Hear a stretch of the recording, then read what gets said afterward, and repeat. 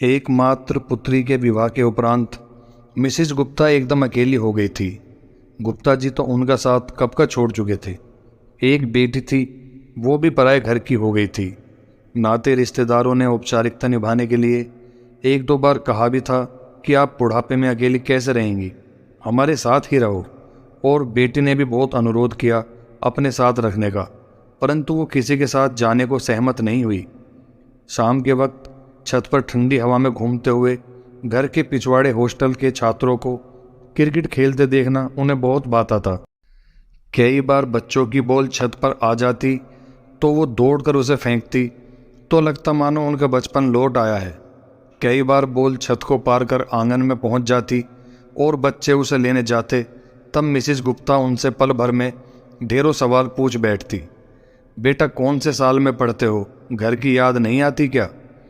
यहाँ खाना कैसा मिलता है? कभी ज़्यादा अच्छे मूड में होती तो पूछती, अच्छा पढ़ते भी हो या गर्लफ्रेंड के चक्कर में ही पड़े रहते हो? बताओ किसकी कितनी है? और बच्चे कह उठते, आंटी एक गर्लफ्रेंड तो आप ही हैं।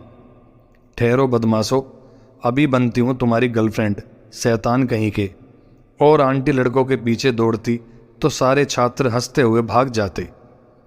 इस तरह बच्चों से अपनापन बढ़ता चला गया।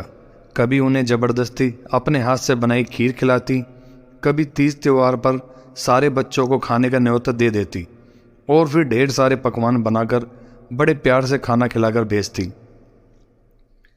कई बार मैदान में झगड़ते देख उन्हें डांट लगाने में भी पीछे नहीं रहती।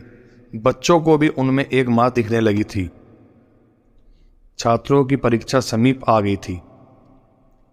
खेल के मैदान में आना कम हो गया था। मिसिज गुप्ता कुछ उदास सी रहने लगी थी और कुछ दिन से स्वास्थ्य भी खराब रहने लगा। पढ़ाई करते हुए एक छात्र को आंटी की याद आ गई तो हालचाल पूछने उनके घर पहुंच गया। देखा मिसिज गुप्ता तेज बुखार से तप रही थी।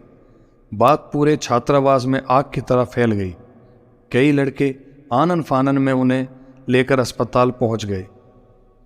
कई तरह की जांच के बाद डॉक्टर ने बताया कि फीवर तो जल्द ही ठीक हो जाएगा, पर कमजोरी बहुत ज़्यादा आ गई है, खून चढ़ाना पड़ेगा। इनके परिवार से कौन है?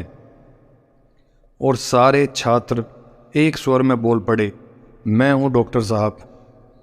मिसिज गुप्ता अपने इतने विशाल परिवार को देखकर खुशी के कारण अपने आंसुओं को रोक न सकी। परिवार खून के रिश्ते से नहीं बनता कि खून के रिश्ते हैं तो यह परिवार है।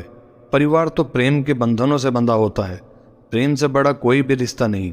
आप चाहे तो प्रेम के सारे संसार को अपना परिवार बना सकते हो, पर उस प्रेम की एक शर्त होती है कि उसमें स्वार्थ का प्रेम कभी ना हो। रिश्ते दिल की गहराई से जुड़े होने चाहिए। साबार कसमकस जिंदगी की। वीडियो अच्छी लगी हो तो लाइक करें और चैनल को सब्सक्राइब करना ना भूलें। धन्यवाद।